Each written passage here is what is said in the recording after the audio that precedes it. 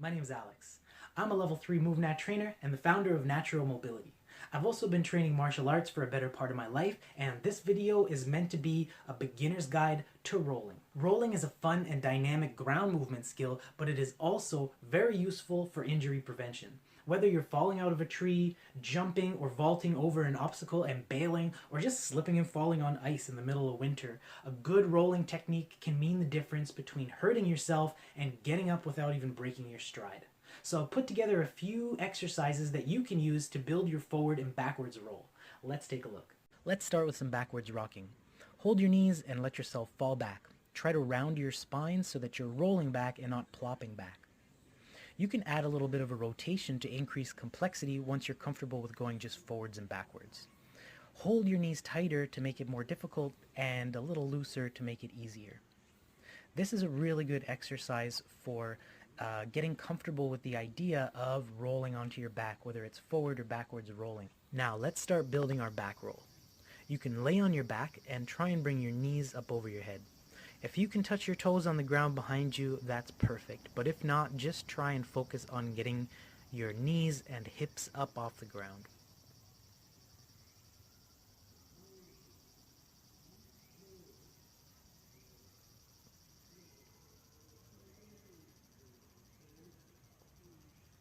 This will give you the ability to control your back roll if you practice it very slowly. So even if you are good at your rolling, this exercise can be very useful for developing control within your movement.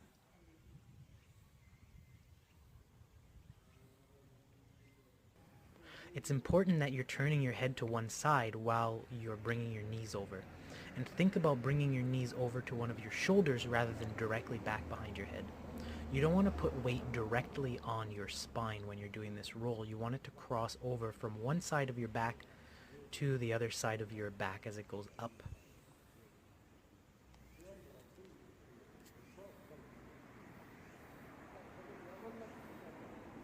Again, going very slowly will help to develop your control of the movement and control the direction when you're actually using it. It's important to consider the angle that you place your hands, especially before you start developing control.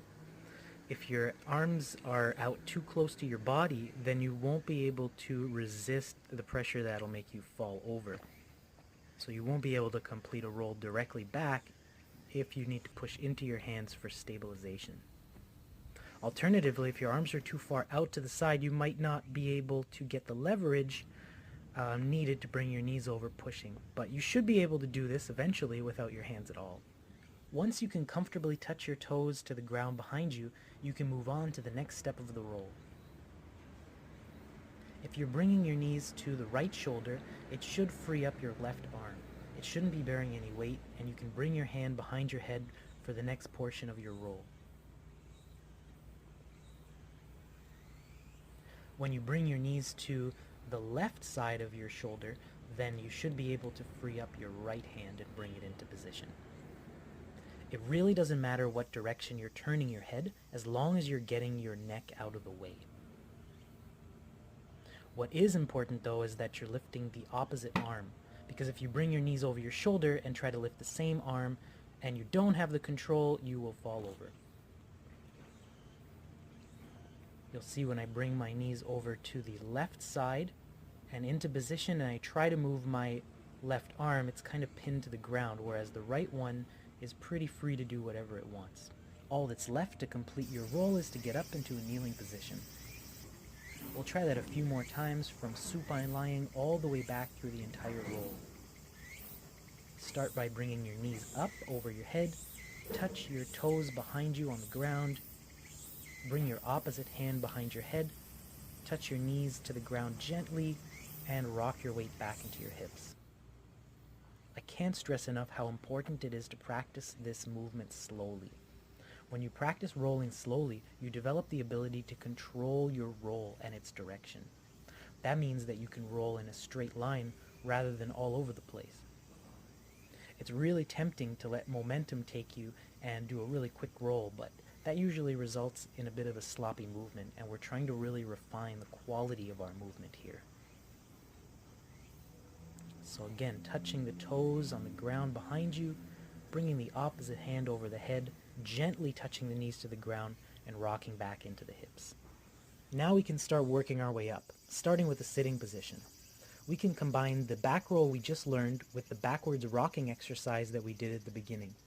Starting from the sitting position, you just let yourself rock back like we were doing at first, but let your momentum take you all the way over your shoulder.